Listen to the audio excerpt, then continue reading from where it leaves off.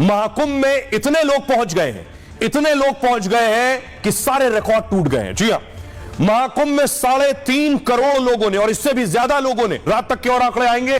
जी हां, सेना बुला ली गई है, तैयारी है, सेना को स्टैंड बाय में रखा गया है, सेना को तैयार रहने को कहा गया है, क्योंकि महाकुंभ में माना जा रहा है 50 करोड़ लोग पहुंचने वाले हैं, 50 करोड़, इसलिए सेना अलर्ट पर है। अब देखिए, आखिर सेना को लगाया गया है।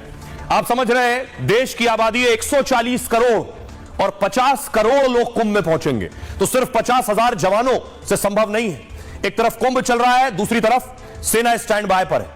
महाकुंभ में पहले अमृत स्नान में रिकॉर्ड तोड़ श्रद्धालु पहुंच गए। पहले अमृत स्नान में के 12 घंटे में 3.5 करोड़ लोगों ने डुबकी लगा ली, और आपको बताऊं 3 बजे तक ही 2.5 करोड़ लोगों ने आस्था की डुबकी लगा ली थी।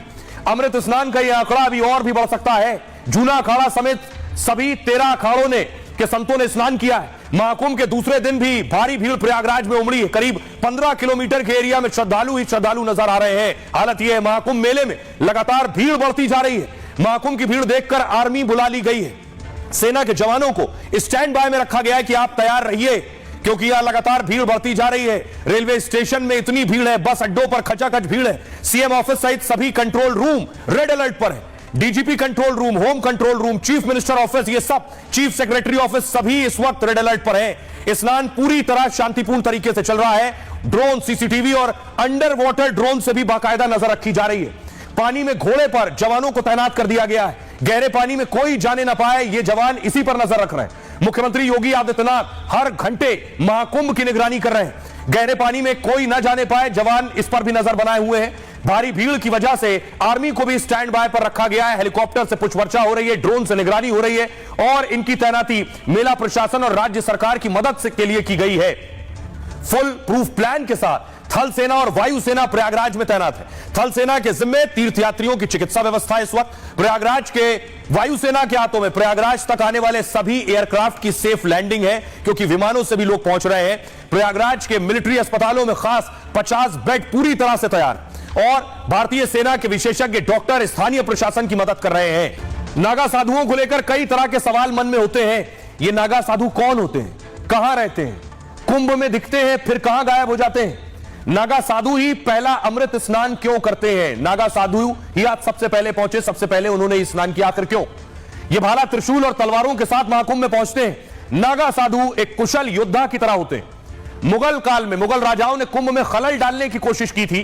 कहा जाता है तब नागा साधुओं ने अपने अस्त्रों का प्रयोग किया था। इस मुठभेड़ में कई नागा साधुओं ने अपना बलिदान भी दिया। इसी वजह से नागा साधुओं को पहला अमृत स्नान का मौका मिलता है। दरअसल नागा साधु जंगलों और गुफाओं में रहते हैं, महाकुंभ और बड़े धार्मिक कार्यक्रमों में शामिल होते हैं। इन्होंने सांसारिक सुखों का त्याग कर दिया है। इनके शरीर पर कोई वस्त्र, कोई कपड़ा नहीं होता है। ये शरीर पर हमेशा भस्म लपेटे रहते हैं। शरीर पर भस्म या राख लपेटे रहते हैं, इसे वो भभूत भी कहते हैं।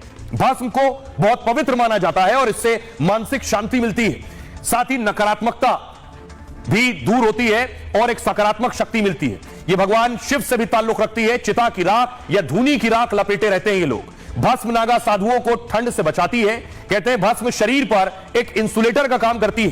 कुंभ के दौरान नागा साधु आकर्षण का इस वक्त मुख्य केंद्र है। इस दौरान ये बड़ी संख्या में दिखाई देते हैं, लेकिन मेले के बाद ये साधु अचानक गायब हो जाते हैं। कुंभ मेले के दौरान नागा साधु अपने अखाड़ों का प्रतिनिधित्व करते हैं। मेला समाप्त होने के बाद वो अपने अपने अखाड़ों में लौट जाते हैं। ये अखाड़े देश के विभिन्न हिस्सों में स्थित है, जहां साधु ध्यान, साधना और धार्मिक शिक्षा देते हैं। इनका जीवन बेहद कठिन होता है। पहले घर से माता पिता से भिक्षा लेते हैं, माता पिता और खुद का पिंडदान करते हैं। सांसारिक दुनिया से उनके सारे रिश्ते खत्म हो जाते हैं।